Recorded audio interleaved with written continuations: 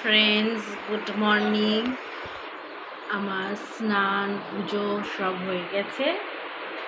আমার ছেলেরও স্নান হয়ে গেছে, ওকে রেডি করে দিয়েছি, এখন ব্রেকফাস্ট করছে। আমিও এখন যাব রেডি হতে, দিয়ে আমি আমার হাজব্যান্ড ছেলেকে নিয়ে স্কুলে যাব। রেডি হয়ে গেছি, ব্রেকফাস্টও হয়ে গেছে, এখন বেরোচ্ছি। লাঞ্চ করতে বসে গেছি। ভাত, বাঁধাকপির তরকারি, কুঁদরি ভাজা, আর এখানে এগ কারি, ডাল। আর এই যে রিয়ানেরও লাঞ্চ হয়ে গেছে, ও এখন একটু রেস্ট নিচ্ছে।